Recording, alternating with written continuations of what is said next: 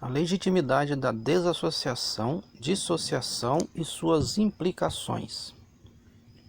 Nenhuma disciplina parece no momento ser motivo de alegria, mas sim de pesar. No entanto, depois dá fruto pacífico, a saber, a justiça, aos que têm sido treinados por ela, diz Hebreus capítulo 12, versículo 11. A desassociação, também conhecida como excomunhão, expulsão ou desligamento, conforme algumas denominações religiosas, é a punição religiosa disciplinadora utilizada para se excluir ou suspender um crente associado de uma comunidade religiosa que tenha cometido infração e ofensa séria. Em algumas religiões, excomunhão inclui condenação espiritual do membro ou grupo. Inclui também diversas sanções que acarretem banimento do crente e cerceamento de seus privilégios congregacionais.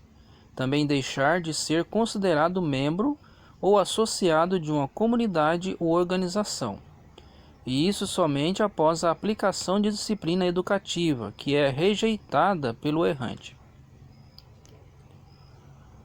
No caso de sociedades religiosas, é um princípio e um direito inerentes a elas, e é equivalente aos poderes de pena capital, de banimento e de exclusão do rol de membros exercidos por entidades políticas ou municipais. Na congregação cristã é exercida, por exemplo, para preservar sua pureza e unidade doutrinal e moral. A prática é considerada necessária em algumas religiões, incluindo as não cristãs, com o objetivo de disciplinar e manter coesa sua associação de filiados. As penas impostas variam de religião para religião, chegando até mesmo a incluir a pena de morte, no caso de apostasia, para os muçulmanos sauditas, por exemplo. Torturar e executar desassociados não são atitudes cristãs, mas, segundo a Bíblia, eles devem ser removidos da congregação. Aos olhos de alguns leitores e observadores modernos, a prática da desassociação pode parecer uma atitude arbitrária e insensível. No entanto, os primeiros cristãos prezavam muito a obediência aos ensinamentos de Cristo e acreditavam que a fé e os padrões morais eram mais importantes do que a tolerância. A desassociação na primitiva congregação cristã, por que era necessária? A legitimidade da desassociação encontra base bíblica em várias passagens. Uma delas, em Mateus 18:17, Jesus disse: "Se não os escutar, fala à congregação. Se não escutar nem mesmo a congregação, seja ele para ti apenas como homem das nações e como cobrador de impostos." O apóstolo Paulo, em 1 Coríntios capítulo 5, instrui os coríntios a expulsarem os membros imorais da sua congregação. As escrituras gregas cristãs, baseadas nos princípios das escrituras hebraicas, por ordem expressa e por precedente, autorizam a expulsão ou desassociação da congregação cristã. A congregação, por exercer esta autoridade dada por Deus, mantém-se limpa e em boa situação perante Deus. O apóstolo Paulo, com a autoridade de que fora investido, ordenou a expulsão num praticante de fornicação, que tomara a esposa de seu pai. 1 Coríntios 5:5, 11 e 13. Exerceu também contra Himeneu e Alexandre a autoridade de os desassociar. 1 Timóteo 1, 19 e 20. Diótrefes, porém, evidentemente tentava usar de modo errado a desassociação. 3 João 9 e 10. Algumas das transgressões que podem fazer com que alguém seja desassociado da congregação cristã são fornicação, adultério, homossexualismo, ganância, extorsão, furto, mentira, bebedice, injúria, prática de espiritismo, assassinato, idolatria, apostasia e causar divisões na congregação. 1 Coríntios capítulo 5, versículos 9 ao 13, capítulo 6, versículos 9 e 10. Tito capítulo 3, versículos 10 e 11. Apocalipse capítulo 21, versículo 8. Aquele que promove uma seita é misericordiosamente advertido uma primeira e uma segunda vez, antes de se tomar a ação de desassociá-lo. Na congregação cristã, aplica-se o princípio estipulado na lei, a saber, que 2 ou 3 testemunhas têm de confirmar a evidência contra o acusado. 1 Timóteo capítulo 5, versículo 19. Os condenados de uma prática de pecado são repreendidos biblicamente perante os espectadores, por exemplo, aqueles que deram testemunho a respeito da conduta pecaminosa, para que todos esses também tenham temor salutar e não pratiquem tal pecado. 1 Timóteo 5, 20. Entretanto, a respeito daquele que era cristão, mas que mais tarde repudiou a congregação cristã, ou foi expulso dela, o apóstolo Paulo ordenou: cessai de ter convivência com tal. E o apóstolo João escreveu: nunca o recebais nos vossos lares, nem o cumprimenteis. 1 Coríntios capítulo 5, versículo 11, 2 João 9, 10. Os expulsos podem ser novamente recebidos na congregação, se manifestarem sincero arrependimento. 2 Coríntios capítulo 2, versículos do 5 ao 8. Isto também é uma proteção para a congregação, impedindo que ela seja sobrepujada por Satanás, passando do extremo de tolerar a transgressão para o outro extremo de se tornar dura e implacável. 2 Coríntios capítulo 2, versículos 10 e 11. Aqui vemos uma representação do Papa Gregório IX aplicando uma excomunhão.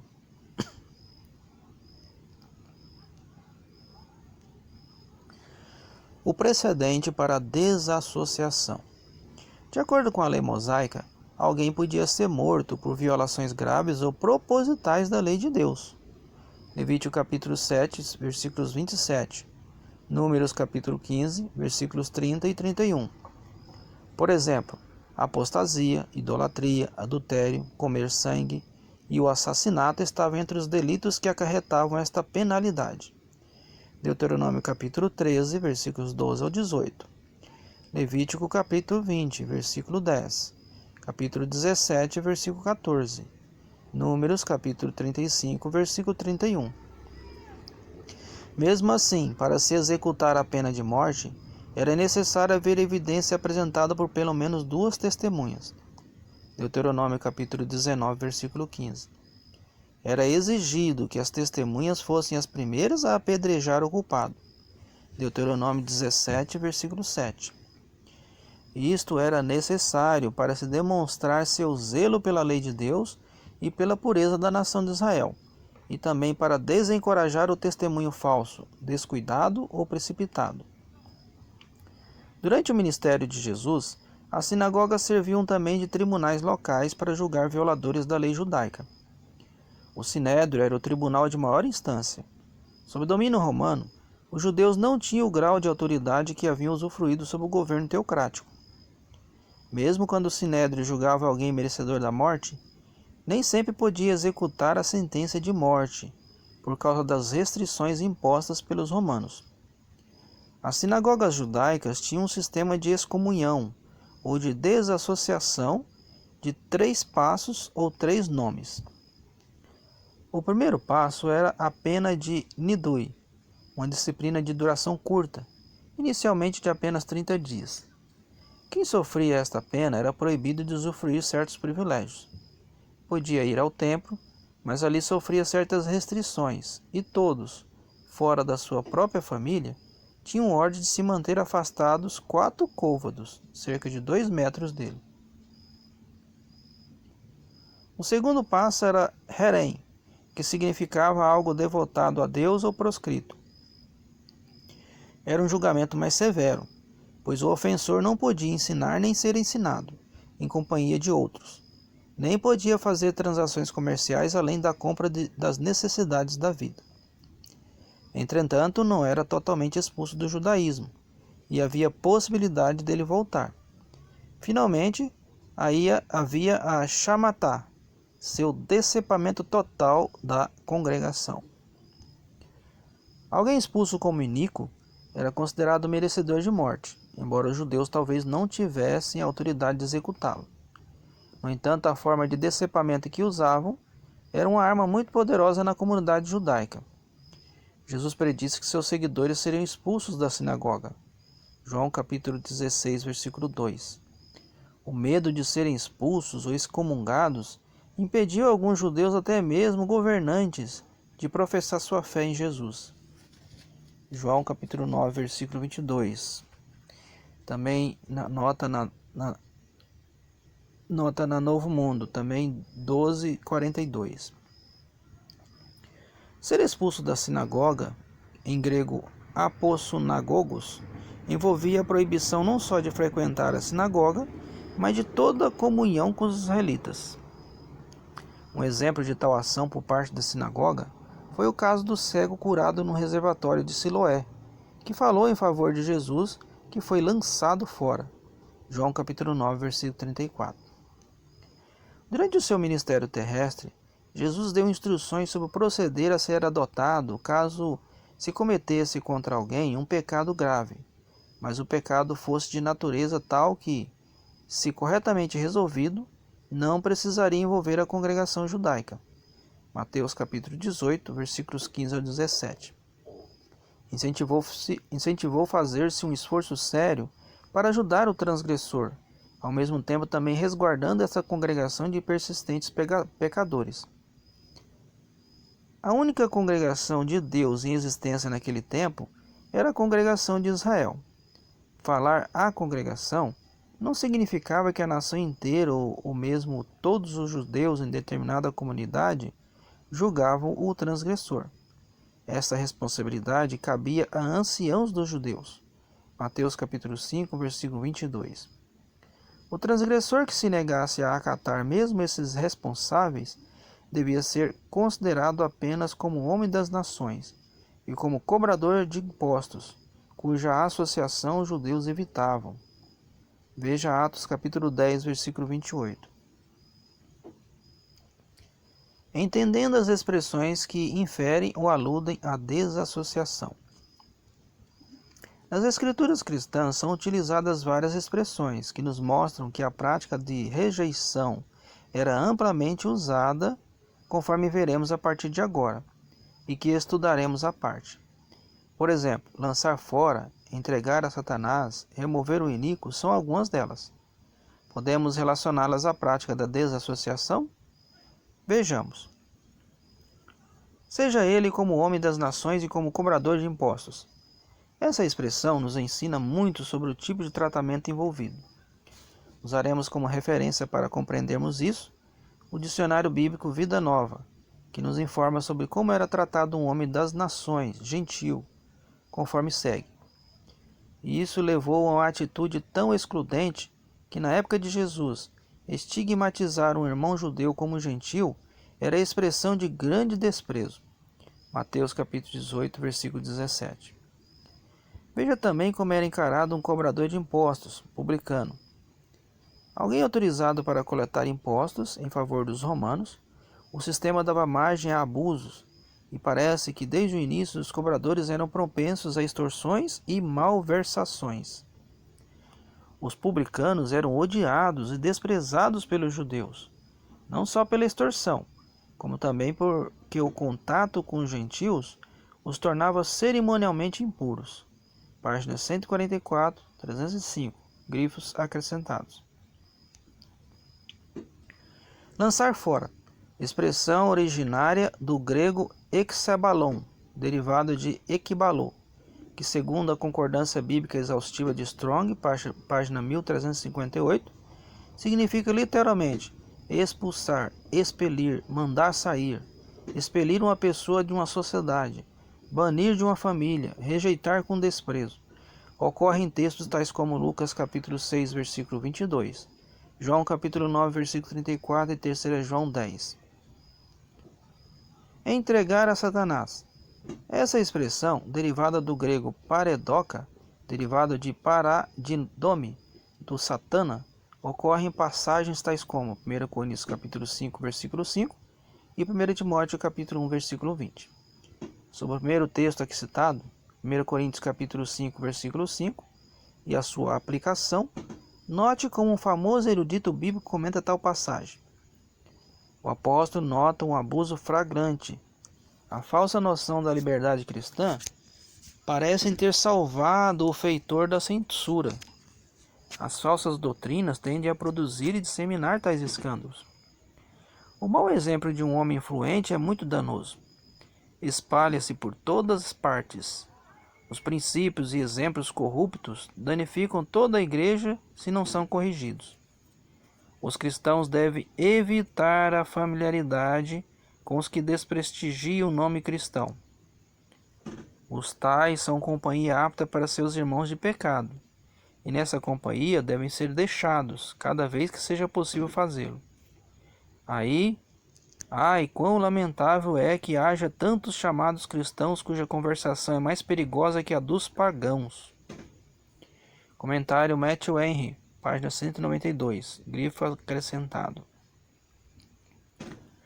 Ademais, sobre o texto de 1 Timóteo capítulo 1, versículo 20, o mesmo autor comenta: a intenção das censuras mais elevadas da igreja primitiva foi prevenir mais o pecado e reclamar o pecador. Todos os que estejam tentados a eliminar a boa consciência e a abusar do Evangelho, lembrem também que este foi o caminho ao naufrágio da fé, página 253. Igualmente, F. Davidson, autor do livro O Novo Comentário da Bíblia, a partir daqui abreviado por NCB, também faz uma observação notável sobre o texto supracitado, conforme segue. Porque alguns têm falhado exatamente nisto, afastando de si deliberadamente a boa consciência que se deviam firmar. É que naufragaram quanto à fé cristã e se tornaram heréticos na doutrina. O erro deles é tão blasfemo que para o seu próprio bem tiveram de ser severamente disciplinados. Entreguei a Satanás. Jó 2:6, 1 Coríntios capítulo 5, versículo 5. Parece tratar-se de excomunhão, colocando-se tais pessoas fora da esfera do reino ou proteção de Cristo, ficavam elas expostas ao domínio de Satanás.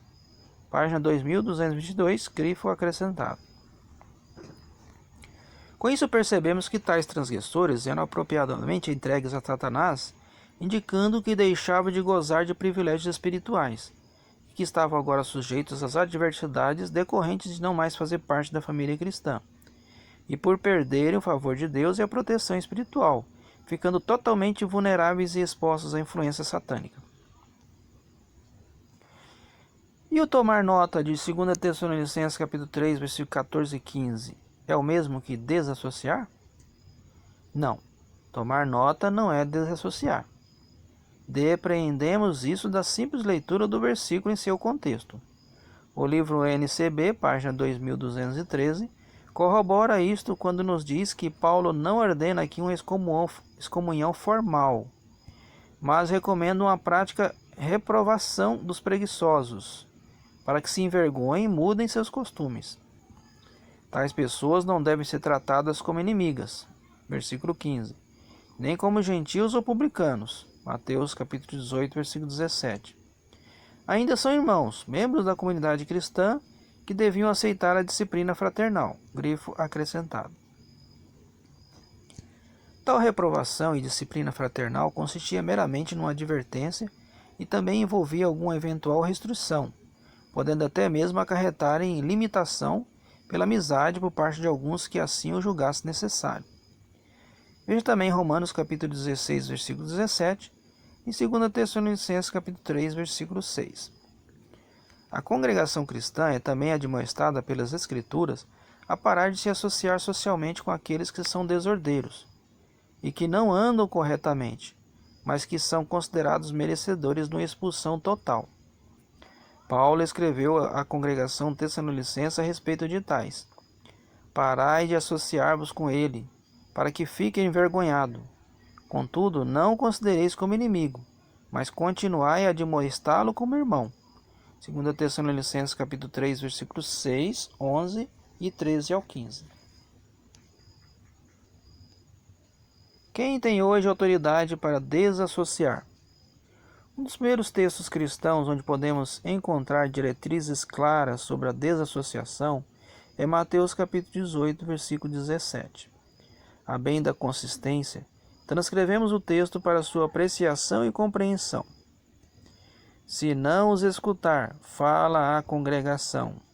Grego, eclesia. Se não escutar nem mesmo a congregação, seja ele para ti apenas como homem das nações e como cobrador de impostos. Grifo acrescentado. A quem se referia o Senhor Jesus quando disse, fala à congregação? Quem seria? Todos os cristãos que ali congregassem? Sabemos que no primeiro século, anciãos ou superintendentes cristãos tomavam a dianteira em todas as congregações cristãs, e eram eles que governavam seus assuntos. Hebreus capítulo 13, versículos 7 e 17, Almeida. Veja também a nota de rodapé na Novo Mundo com referências. De modo que depreendemos disso que os superintendentes episcopos congregacionais representavam a inteira congregação cristã. Eram os responsáveis por ministrar a disciplina necessária, cuja autoridade havia sido instituída por nosso Senhor Jesus. Sobre isso escreveu Derek Williams em seu Dicionário Bíblico Vida Nova, edição brasileira, página 124, verbete excomunhão. A Igreja exerce disciplina por intermédio de seus representantes. Mateus 18 e 15. Grifo acrescentado. Portanto, quando Cristo disse que a vítima devia falar à congregação, isso significaria falar a seus representantes ou superintendentes ou anciãos congregacionais. Que isso é fato, podemos constatar também que no texto em hebraico do Novo Testamento das Sociedades Bíblicas Unidas, revisão de 1991, J22, a palavra eclesia ou congregação foi vertida por Yehilá em Mateus 18:17, o que ajuda-nos a elucidar essa questão e ver que a palavra congregação é polissêmica e ora possui um sentido mais lato, ora restrito, dependendo da aplicação e do contexto. Já em Filipenses capítulo 1, versículo 1, a referida versão curiosamente traduz a expressão superintendentes, que normalmente é vertida em hebraico por Pikrindim e por Yehilá, fazendo assim a inter-relação entre as palavras que correspondem. Ou seja, tanto no caso de Filipenses como no de Mateus, a palavra Yehilá tem um sentido mais restrito, referindo-se apenas aos superintendentes cristãos. Assim, a Yehilá poderia, investida de poderes delegados a ela, expulsar o errante impenitente da inteira eclesia. Poderia amarrar as coisas na terra com a aprovação e precedentes dados pelo Cristo, o qual confirmou que seriam as coisas amarradas no céu, mostrando que o Pai Jeová confirmaria tal decisão. Mateus capítulo 18, versículo 18. S.E. McNair, na obra A Bíblia Explicada, nos diz que quando a disciplina da igreja é exercida, as decisões da Irmandade Cristã são aprovadas por Deus e serão ligadas no céu. Página 322. É desumano o tratamento dado aos desassociados e aos que se dissociaram? Sem dúvida, é deveras triste saber que foi expulso da congregação um parente ou amigo que tenha pecado e não se arrependeu, ou mesmo que se dissociou ou apostatou dela, e que agora passa a se tornar opositor, de modo que não permanece no ensino do Cristo. No entanto, a Bíblia dá clara orientação sobre como tratar a tais pessoas. Ela diz: cesseis de ter convivência, nem sequer comendo com tal homem. E, também, nunca o recebais nos vossos lares, nem o cumprimenteis, pois quem o cumprimenta é partícipes das suas obras iníquas. 1 Coríntios capítulo 5, versículo 11, 2 João 9 a 11. Diante de tal ordem, é normal surgirem perguntas tais como: até que ponto se deve cessar a convivência não o receber ou o cumprimentar? Não nos envolveremos nestas particularidades, pois isto é feito no livro Mantenha-se no Amor de Deus, publicado pelas Testemunhas de Jeová em 2008. Também, conforme vimos no início dessa matéria, tais detalhes variam de uma religião para outra. Entretanto, a análise no texto original nos ajuda a ver até que ponto ia tal tratamento.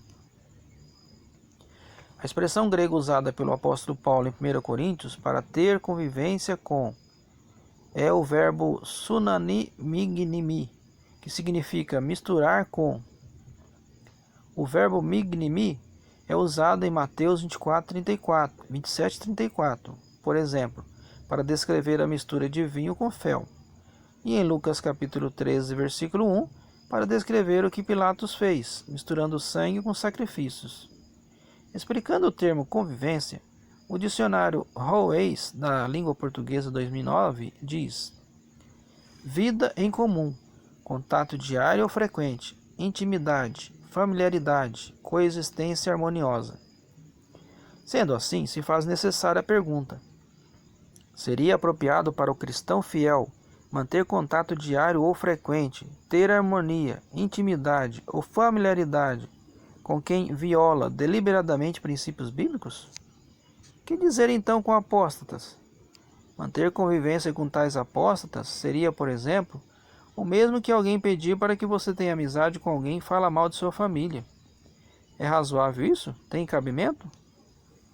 Em sua segunda carta, o apóstolo João usou uma palavra derivada de kairó para cumprimentar, que significava alegrar-se, e era um cumprimento ou saudação equivalente a bom dia, oi ou olá. Veja o mesmo uso da palavra em Atos capítulo 15, versículo 23, capítulo 23, versículo 26 e Mateus capítulo 28, versículo 9. Era um mero cumprimento, sem maiores formalidades, diferentemente de aspazomai, que era muito mais formal, pois poderia envolver um caloroso abraço, por exemplo. Portanto, não cumprimentar, kairó, significa nem mesmo dizer um oi a um desassociado, ou menos ainda, a um apóstata. Conforme já vimos, a prática de rejeição era utilizada amplamente entre o povo de Deus pré-cristão e no judaísmo. O escritor A. Edersheim escreveu o seguinte sobre quem era expulso: daí em diante ele era como um morto, não se lhe permitia estudar junto com os outros, nem se devia manter com ele contato social, nem mesmo se devia mostrar-lhe o caminho. Ele podia, é verdade, comprar as necessidades da vida, mas era proibido comer ou beber com tal. Extraído do livro The Life and Times of Jesus, the Messias, volume 2, página 184. Tal precedente foi absorvido pelo cristianismo primitivo, com exceção de um ou outro detalhe. Comentando tal prática, o escritor Adam Clarke declara: não tenhais nenhuma comunhão com o pecador expulso em coisas sagradas ou civis. Podeis transacionar vossos interesses mundanos com alguém que não conhece a Deus e que não professa o cristianismo. Não importa qual seja seu caráter moral, mas não deveis nem mesmo neste respeito reconhecer um homem que professa o cristianismo, que for escandaloso na sua conduta, que ele leve este sinal extra de vossa abominação de todo o pecado. O mesmo foi confirmado por Joseph Brueggemann, historiador eclesiástico que escreveu sobre o que ocorria nos primeiros séculos. No livro The Antiquities of the Christian Church, nas páginas 880 e 891. A disciplina da igreja consistia no poder de privar homens de todos os benefícios e privilégios do batismo, por expulsá-los da sociedade e da comunhão da igreja. E todos se esquivavam deles e os evitavam na conversação comum, em parte para confirmar as censuras e os procedimentos da igreja contra eles, em parte para envergonhá-los e em parte para se prevenirem contra o perigo do contágio. Ninguém devia receber os excomungados no seu lar, nem comer à mesma mesa com eles. Não se devia conversar com eles de modo familiar, enquanto vivessem. Nem se deviam realizar exéquias por eles, quando mortos. Essas orientações baseavam-se no modelo daquelas regras dos apóstolos. Que problema aos cristãos dar qualquer contemplação a infratores notórios. Tendo em vista tudo o que examinamos, Não importa o quanto pessoas não cristãs encarem essa prática. Não importa aos verdadeiros cristãos se tal prática disciplinadora seja taxada como arcaica, medieval, desumana. O que importa é que ela é uma diretriz bíblica, instituída por Deus, que melhor do que ninguém sabe tudo o que está envolvido. Afinal, ele nos ensina a tirar proveito, nos faz pisar no caminho que devemos andar. Lembrando também que tal diretriz foi recomendada por nosso Senhor Jesus Cristo, o fundador do cristianismo.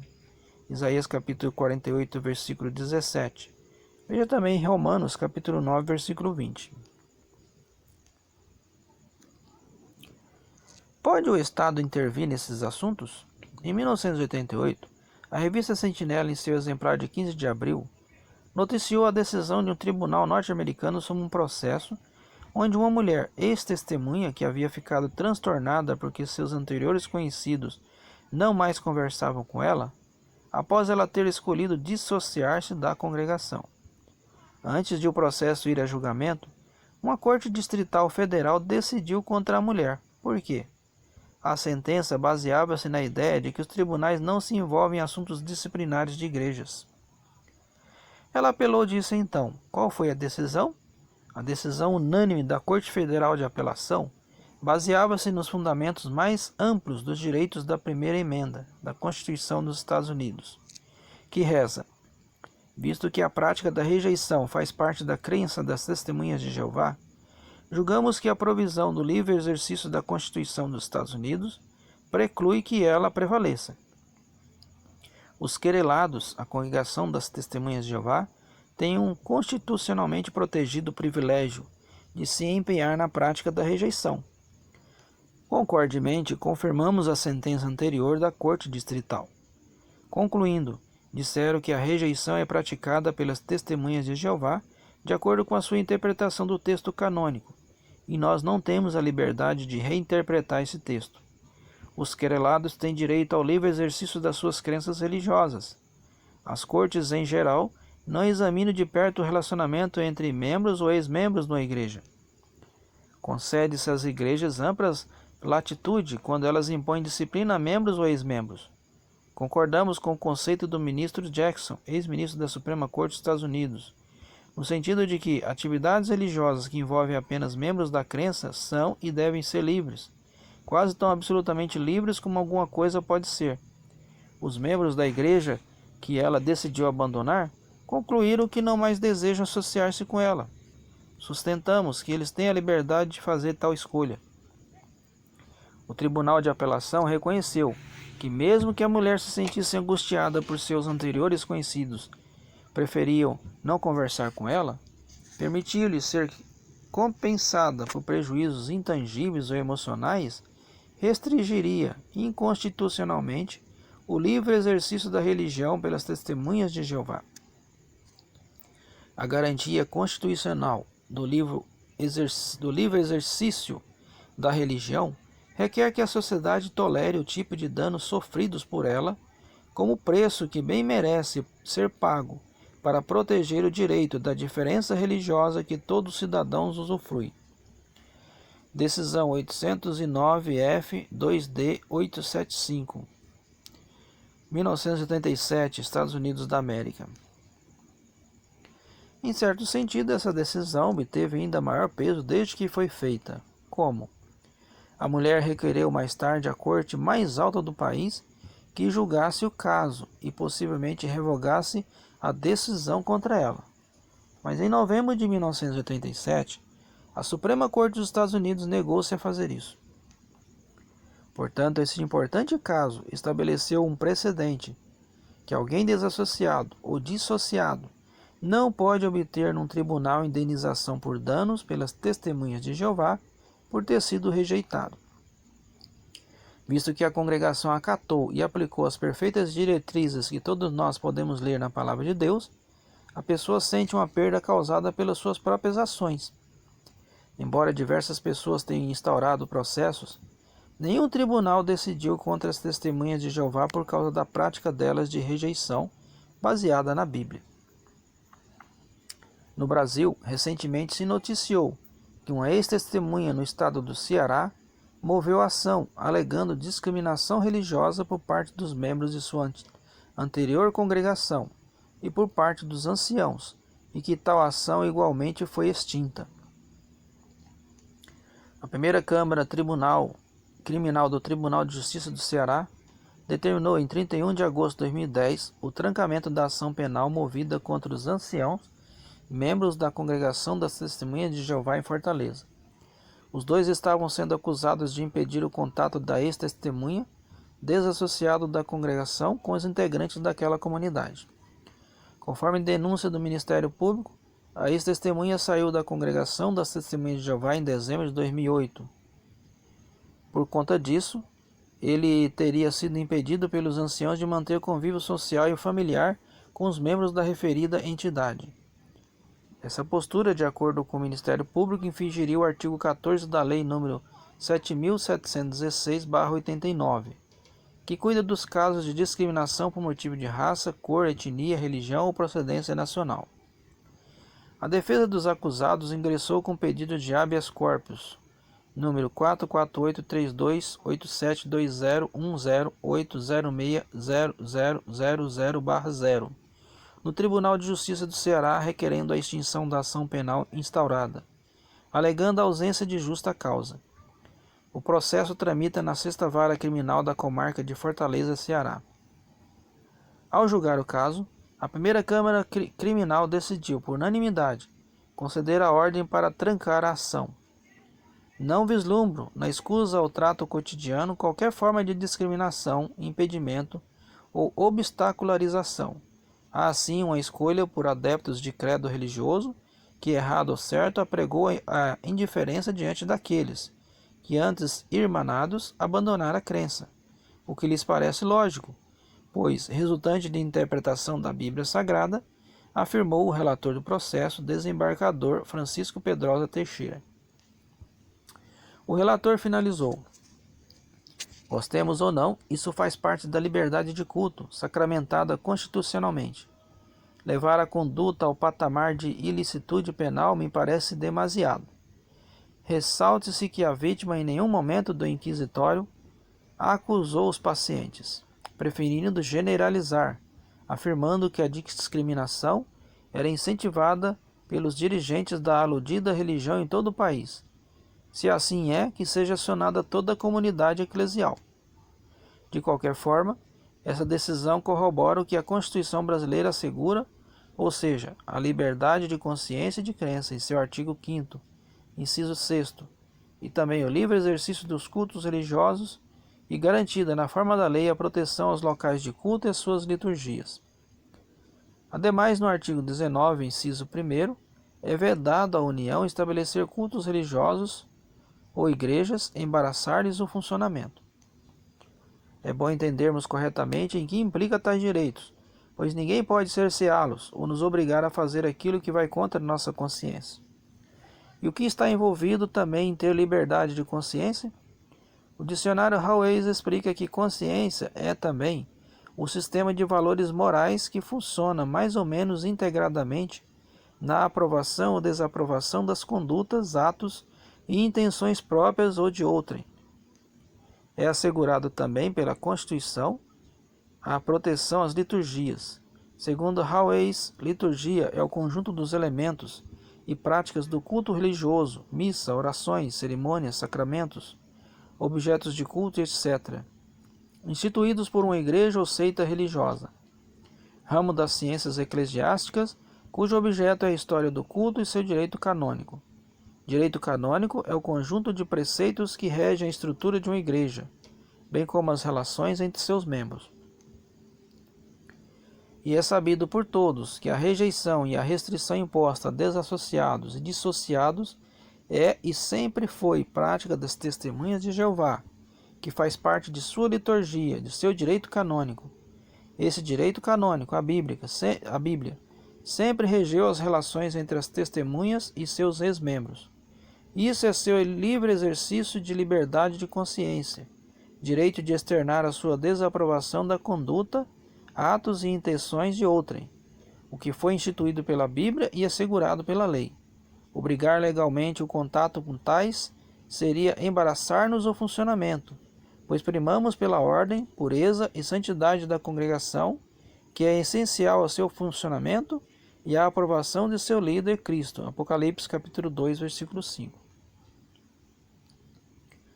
A conclusão do assunto, tudo tendo sido ouvido, é: a disciplina nas congregações cristãs, incluindo a desassociação e a dissociação, é um dos princípios dispositivos que Deus usa para corrigir e restaurar o errante quando cai em pecado. É também um modo pelo qual ele mantém a unidade, pureza, integridade e boa reputação da congregação. É aplicado através de instrução, admoestação, conselho e repreensão, tanto em público como em particular, e em alguns casos até por meio da exclusão social ou remoção do rol de membros. Deus corrige seus filhos desobedientes ou então remove da congregação aqueles que não são realmente seus. O próprio Senhor Jesus declarou ser a congregação, representada pelos anciãos, um instrumento que o céu emprega para executar essa difícil, porém necessária função. Mateus capítulo 18, versículos 18 ao 20. O escopo deste estudo é definir, em termos gerais, o que pode tornar a disciplina eclesiástica necessária e explicar como a Bíblia nos instrui a lidar quando ocorre essa necessidade. Obviamente, como se trata de vidas espirituais que estão em jogo, a congregação deve ministrar a disciplina com oração, com a aplicação diligente das Escrituras e na dependência do Espírito de Deus. Reconhecemos, entretanto, que existe certa tensão entre os diferentes princípios envolvidos na disciplina eclesiástica. Por um lado, somos recomendados a brandura em Gálatas capítulo 6, versículo 1, e por outro, a severidade em Tito capítulo 1, versículo 13. Embora nunca sejamos autorizados a ter um espírito crítico e condenador, Mateus capítulo 7, versículo 1. Somos de qualquer forma obrigados a julgar os de dentro, 1 Coríntios capítulo 5, versículo 12.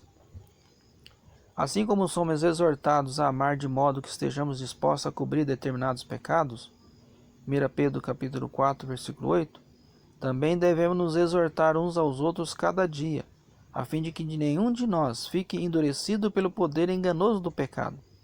Hebreus capítulo 3, versículo 13. Essa tensão é mais evidente no fato de que devemos amar o nosso irmão assim como Cristo nos amou. João capítulo 13, versículo 34 e 35. E ao mesmo tempo devemos estar dispostos a considerá-lo um incrédulo e lançá-lo fora de nosso meio, se ele continuar em pecado. Mateus capítulo 18, versículo 17. 1 Coríntios capítulo 5, versículo 11.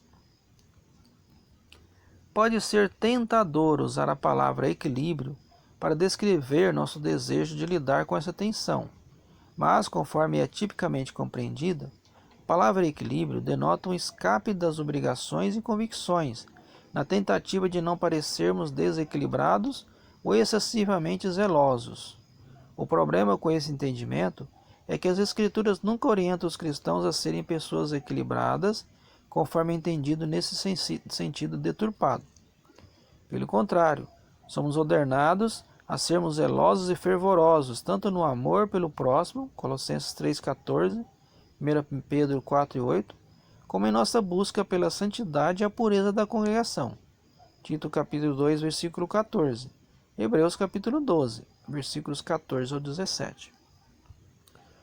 O que isso significa para a congregação nas questões referentes à disciplina é que nunca devemos confiar em nosso próprio entendimento e critério humano, o qual é propenso a levantar-se contra a palavra de Deus.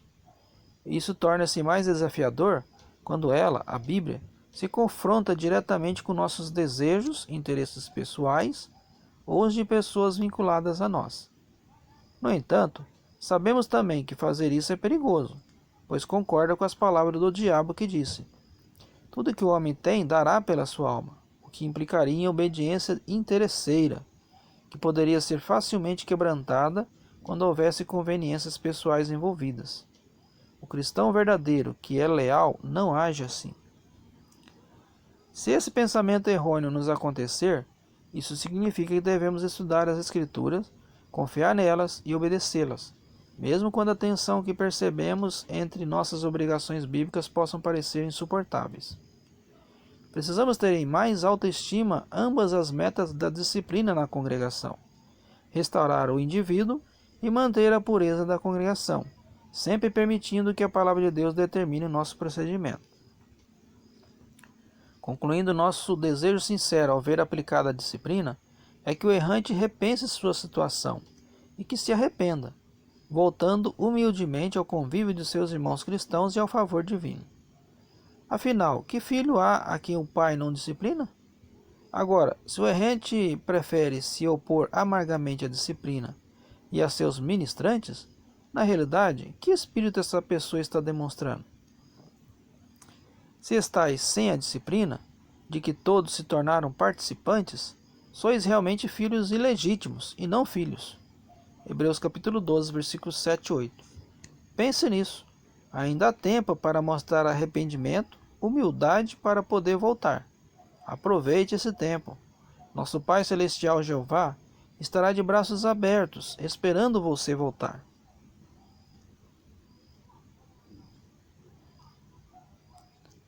Enquanto ainda estava longe, seu pai o avistou e teve pena, e correu e lançou-se-lhe ao pescoço e o beijou ternamente. Lucas capítulo 15, versículo 20.